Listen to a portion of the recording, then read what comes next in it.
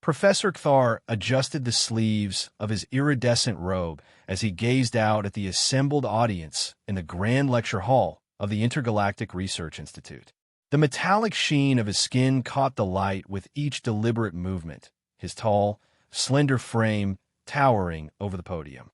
As a renowned Xylosian biologist, Kthar was accustomed to delivering lectures that provoked thought, but today's topic was particularly controversial. Human biology, an evolutionary mistake, or an incomprehensible wonder? The space station's central auditorium was filled with beings from across the galaxy. The air carried a mixture of various atmospheres tailored to each species' needs, creating a slight shimmer above the diverse crowd. Kthar noted the feathered Valerian diplomat in the front row, wings slightly ruffled, a sign of anticipation or perhaps discomfort at the subject matter.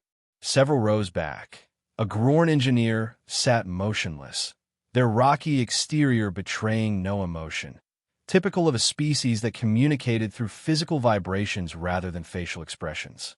But it was a human in the third row that held Kthar's attention momentarily. Dr. Eris Thorn, a young researcher who had recently joined the xenobiology department.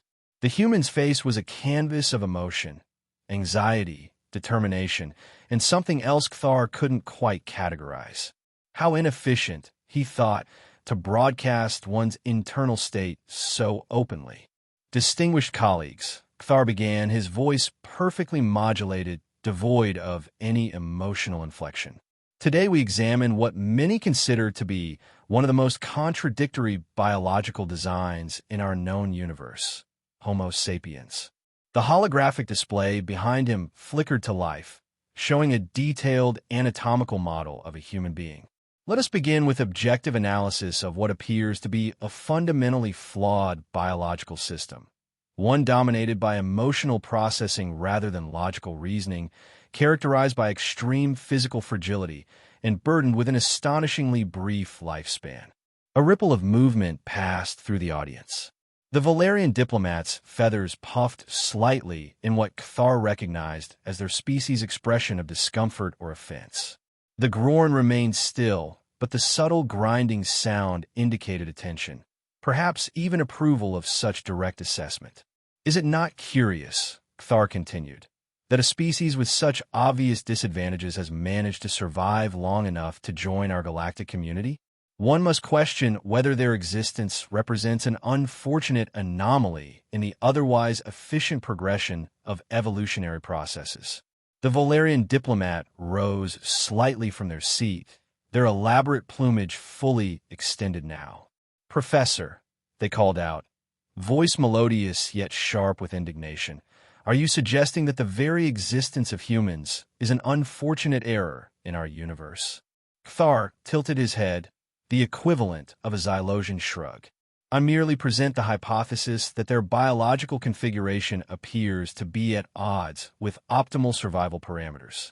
Whether this constitutes an error is perhaps a philosophical question beyond the scope of this presentation." The murmuring in the auditorium grew louder. Dr. Thorne's hands were now clenched into fists, knuckles white against the armrests of his seat. Kthar noted this reaction with detached interest before proceeding to his first major point. "Let us examine what I term the deceptive fragility of human physiology," Kthar said, as the hologram zoomed in on the human skeletal structure. "Consider this framework of calcium-based support. Compared to the crystalline endoskeleton of a Grorn or the carbon fiber exoskeleton of an insectoid, the human skeleton is remarkably vulnerable to fracture." The display showed a comparative analysis, a human femur breaking under pressure that would barely stress a Grorn's limb. Their immune system is similarly compromised, constantly battling microscopic invaders, frequently failing, requiring artificial augmentation even for routine survival. Their skin tears with minimal application of force. Their internal organs have no redundancy. Their bodies cannot survive in most natural environments without technological assistance. Kthar paused, allowing the data to register with his audience. One wonders how such a species managed to evolve past predation, let alone achieve spacefaring capability. A movement in the third row caught his attention.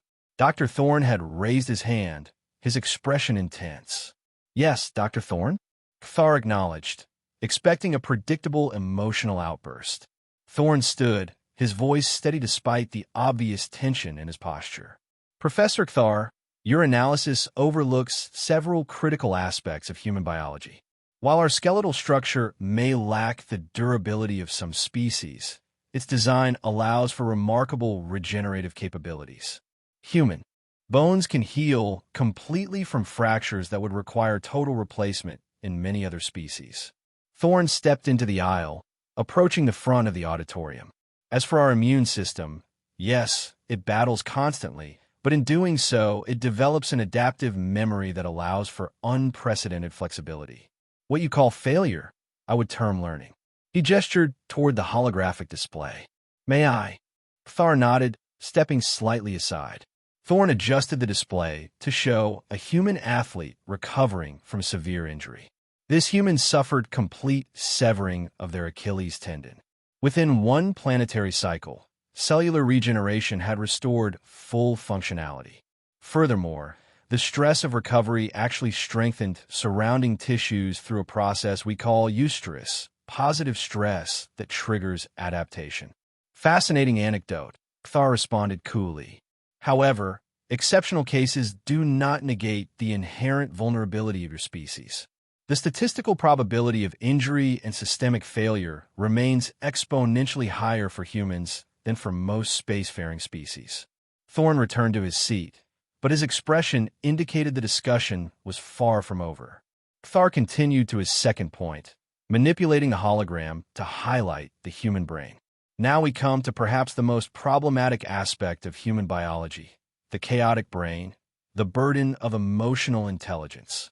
The display showed neural pathways lighting up in patterns, focusing on the limbic system. The human brain dedicates extraordinary resources to processing emotional responses, fear, anger, love, sadness, all of which frequently override logical decision-making.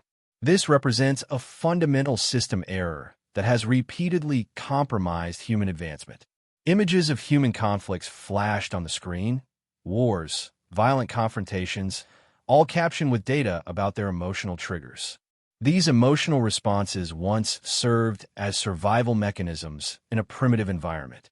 Now, they persist as vestigial neural patterns, triggering system-wide chemical cascades that impair cognitive function and rational assessment. Human history is littered with catastrophic decisions made under emotional influence, decisions that a purely logical process would never permit. A Zention psychologist in the audience raised her hand, her translucent skin glowing softly with the subtle empathic field characteristic of her species. Thar acknowledged her. Professor Thar, she said, her voice gentle but penetrating, have you considered the role of empathy and intuition in human social cohesion and creativity? Our studies suggest these emotional processes enable connections and insights that pure logic cannot replicate. A reasonable observation, Qatar replied. However, these are merely unavoidable byproducts of an imperfect neural structure. True creativity emerges from logical progression and pattern recognition, as evidenced by Zylosian theoretical advances. Emotions are, at best, noise in an otherwise efficient system. As he spoke, Kthar briefly glanced at a personal data tablet on the podium, a momentary break in his perfect composure. My own research partner of 17 years, a human xenobiologist, succumbed to an emotion-related stress disorder while pursuing a solution to the Callidian plague. A brilliant mind, compromised by emotional processing. Inefficient. Wasteful. The words hung in the air, and for the first time, a few audience members exchanged glances. This personal revelation seemed uncharacteristic for a Zylosian presenter. Kthar quickly transitioned to his third point. Let us examine inefficient reproduction and program death. The holographic display shifted to show human reproductive cycles, fetal development, and aging processes. The human gestation period requires 9 of their months, an extraordinarily long investment for a single offspring. The resulting infant is helpless for years, requiring constant resource allocation from adults. Compare this to the Xylosian reproductive efficiency. Our offspring emerge fully conscious and capable of basic self-maintenance. Images of human aging appeared. Children growing to adults, adults developing gray hair, wrinkles, diminished physical capability, and finally death. Most perplexing is the human lifespan. While many spacefaring species routinely live for centuries or millennia, humans rarely exceed a single century before their programmed cellular death completes. This represents an astonishing waste of accumulated knowledge and experience. By the time a human has acquired sufficient wisdom to contribute meaningfully to their society, their biological clock has nearly expired. The tension in the room had reached a palpable level. The Valerian diplomat's feathers were now fully extended in what Kthar recognized as extreme distress. The Grorn had begun a low-frequency vibration that translated roughly to confusion. For a species so concerned with survival, Kthar concluded humans have developed remarkably inefficient biological processes for ensuring it. One must question whether enough.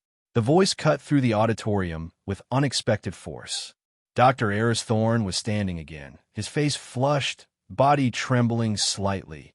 All the emotional displays Kthar had just been critiquing now fully manifest. Professor Kthar, Thorne said, his voice steadier than his appearance would suggest, you've analyzed our biology through a single lens, efficiency as defined by your own species parameters. But existence isn't merely an equation to be optimized. Thorne moved to the center aisle, addressing not just Kthar, but the entire audience. Yes, we are physically vulnerable compared to some species. Yes, our emotions can sometimes lead us astray. Yes, we live short lives by cosmic standards. But these very flaws you identify are inextricably linked to our greatest strengths. He turned to face Kthar directly. Our vulnerability teaches us courage. Our emotions give us empathy, art, and yes, even better science. Our short lives give us urgency and purpose. A parent's love for their child, that emotion you dismiss as a chemical cascade, has driven humans to accomplish the impossible, to sacrifice themselves for future generations they will never meet. Thorne's voice grew more impassioned. You speak of logic and efficiency. But is existence merely a problem to be solved? Or are there values that your logic cannot measure? The human scientist paused, seeming to make a decision. You mentioned a research partner who died from stress-related illness. That was Dr. Eleanor Chun, wasn't it? Kthar's metallic skin rippled slightly, the closest thing to a visible reaction a Xylosian could display. What you didn't mention, Thorne continued, is that I'm alive because of her work. My sister and I both had Friedman syndrome as children. The regenerative therapy that saved us was developed from Eleanor's initial research. Research you abandoned after her death because you calculated it was theoretically inefficient for treating other species. He stepped closer to the podium, but she knew something you didn't. She understood that the very fragility you criticized created a unique path to healing. Our bodies break easily, yes, but they also rebuild themselves in ways that taught us how to help others rebuild. That inefficient knowledge has now saved millions of lives across 12 different species. Complete silence fell over the auditorium. Even the ambient hum of the space station's systems seemed to fade into the background. For the briefest moment, Kthar's perfectly composed facade showed a minute fluctuation, an almost imperceptible vibration in the metallic sheen of his skin. The Valerian diplomat was the first to break the silence, their voice soft with an emotion that translated across species barriers. Ow! Peculiarly moving. To think that such a tragic biological limitation, a brief existence filled with emotional turmoil, could create such determination. Perhaps there is a certain beauty in the tragedy of human existence. The Grorn engineer's crystalline surface emitted a series of low, resonant tones, their way of processing new information that challenged established patterns. The sound roughly translated to strength, not just from durability. Interesting concept. The Zention psychologist was smiling gently, her empathic field glowing with increased intensity as she sensed the emotional currents flowing through the room, perhaps even detecting something unexpected from the Xylosian presenter. Kthar remained motionless for what seemed an unusually long time for a being known for immediate logical processing. When he finally spoke, his voice maintained its even tone, but there was something subtly different, an almost imperceptible shift in modulation. "Dr. Thorne," he said, "you present an alternative interpretation that deserves consideration. If these flaws, as I have termed them, are in fact the source of the adaptive strength you describe, then perhaps our definition of optimal biological design requires reevaluation." Kthar's long fingers moved over his data tablet, bringing up new information on the holographic display. Images of his former research partner, Dr. Eleanor Chun, working in a laboratory. Eleanor did not merely suffer from emotional stress, Kthar admitted. She worked herself beyond sustainable limits to complete her research before her illness progressed too far. When I pointed out the logical fallacy of sacrificing her existence for uncertain outcomes, she said something I have never fully processed. "Some things are worth dying for, Kthar. Not because it's logical, but because it matters." Kthar looked directly at Thorne. I did not comprehend her meaning at that time. The calculations clearly showed the research path was inefficient and unlikely to yield significant results across species barriers. And yet, the outcomes have defied statistical prediction. The planned question-and-answer session never materialized. Instead, the symposium concluded with Kthar announcing a need for additional data assessment before further discussion. As the audience dispersed, the conversations that filled the corridors were markedly different from the technical debates that usually followed academic presentations. Species that rarely interacted were engaged in animated discussions about life, purpose, and the nature of existence itself. News of the unusual confrontation spread quickly through the space station's communication networks. Opinions varied widely, but most focused not on established answers but on new questions raised. What defined optimal biology in a diverse universe? Could emotional processing offer advantages that pure logic missed? What value should be placed on qualities that couldn't be quantified? Dr. Eris Thorne found himself approached by researchers from multiple disciplines in the days that followed. Not as a champion who had defeated the renowned Professor Kthar in debate, but as a young scientist who had dared to question established paradigms. Most significantly, he received an invitation to join a new interdisciplinary project combining Xylosian logical frameworks with human understanding of emotional motivation to address interspecies medical challenges. Kthar withdrew from public appearances temporarily. Station residents reported seeing the Xylosian professor spending long hours in the Institute's archives, reviewing old research, particularly the work completed and left unfinished by Dr. Eleanor Chun. 7 days after the symposium, Dr. Thorne received a communication request from Kthar.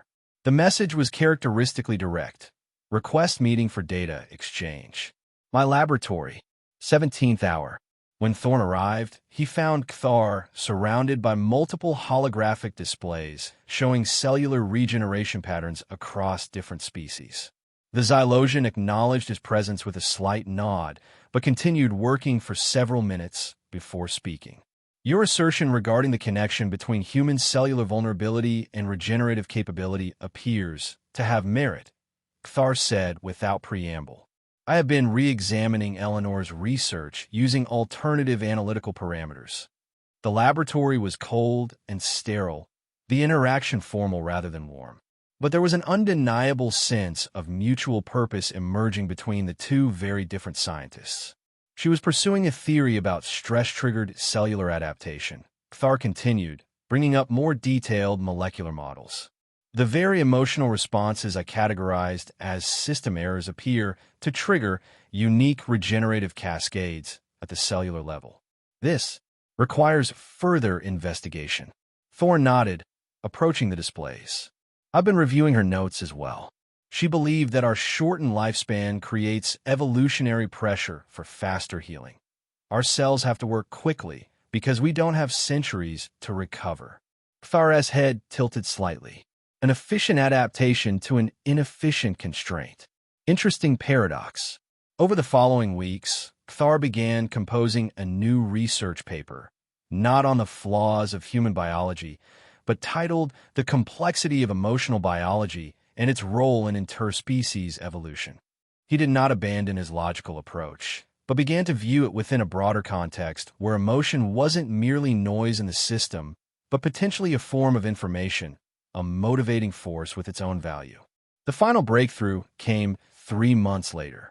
Cthar and Thorne stood before a complex, three-dimensional model of interspecies cellular communication. They had been working on adapting human regenerative techniques to species with fundamentally different biology, a problem that had stumped researchers for decades. The pattern fails here, Cthar said, indicating a point where purely logical algorithms reached a dead end. The cellular response should follow this pathway, but it repeatedly deviates. Thorne studied the model, then suggested, what if we're approaching this from the wrong direction? Instead of forcing the logical pathway, what if we introduce a controlled stress factor here? He indicated a different section of the model. Based on emotional response patterns, the system might adapt rather than follow the predicted path. Cthar was silent for 12.3 seconds, an unusually long processing time for a xylosion. Then, almost imperceptibly, he nodded, a small gesture with enormous significance. The question, what the hell is wrong with human biology, still lingered in scientific circles. But now was asked not with criticism, but with genuine curiosity and newfound respect. Perhaps nothing was wrong at all, just profoundly different, wonderfully complex, and potentially complementary to the vast diversity of life in the universe. In the years that followed, the collaboration between Cthar and Thorne would pioneer a new field of interspecies medicine, combining xylosion logical precision with human intuitive leaps. The regenerative therapies they developed would save countless lives across the galaxy, including many from species who had once looked upon humans as fragile, emotional, short-lived curiosities. And deep in his personal quarters, away from public view, Cthar kept a small hologram of Eleanor Chun in her laboratory, her face animated with the passion for discovery that had ultimately cost her life, but given purpose to his. Next to it sat a quote from their last conversation. Some things are worth dying for, Cthar. Not because it's logical, but because it matters. He still didn't fully understand it, but he was beginning to.